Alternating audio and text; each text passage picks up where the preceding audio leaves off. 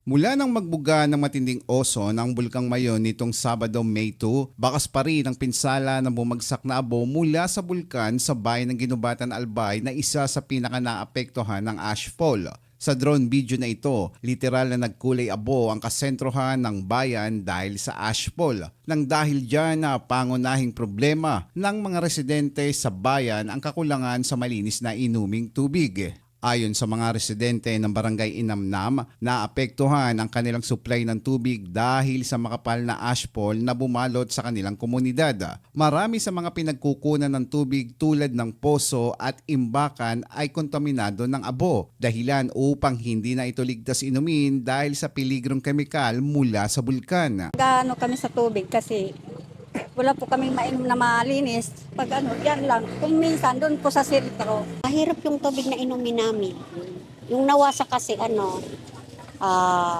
brown yung tubig ngayon. Siguro nalagyan ng mga abo galing sa mayo. Naapektuhan yung may mga deep well, jetmatic.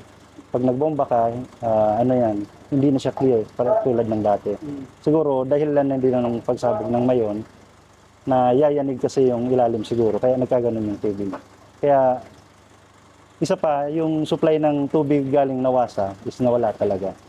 Kasi according sa LGU, naglinis din sila ng mga water sources. Nandito kami ngayon sa bayan ng Ginubatan kung saan makikita nyo halos puno pa rin po ng ashfall dito sa kanilang bayan. Kanina pagpasok namin, daman-daman namin yung mga alikabok na sumasalubong sa amin. At makikita din natin itong mga kawani ng Bureau of Fire Protection. Kanina nakita natin doon sa bandang dulo na nagpa-flashing at halos yung mga kadahunan po dito halos puting-puti. So ngayon patungo tayo sa 3 barangay upang magdala ng tubig o malinis na inumin mula sa probinsya ng Kamsur na pinagutos ni Governor El Rey Villafuerte na hatiran ng malinis na tubig itong 3 barangay na ito. 3 water tankers na may dalang aabot sa 12,000 litro na malinis at maiinom na tubig ang ipinadala ng Provincial Government ng Camarines Sur upang matugunan ang kakulangan sa supply ng tubig sa mga residente na tinamaan ng makapal na abo. Umikot ang water tanker sa iba pang barangay sa bayan na naapektuhan ng ashfall. Ayon sa mga residente, malaking ginhawa ang hatid ng agarang tulong ng lalawigan ng Kamsur, lalo na't nahihirapan silang makakuha ng malinis na tubig para sa pang-araw-araw na pangangailangan tulad ng pang-inom at pagluluto. Malaking tulong kasi yun na nga, kulang na kulang kami sa tubig. Kaya ito, na siguro ngayon, iilan lang kasi nagpa-supply sila sa refilling station. Kung makakabalik sir, mas mabuti. Malaking tulong po ito kasi hindi na kami magigib doon sa Kaya dito na lang kami.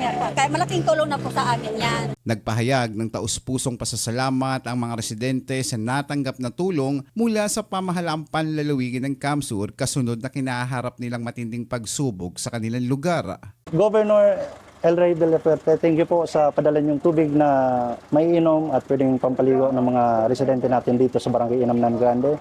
Thank you, Province of Kamsur. Thank you.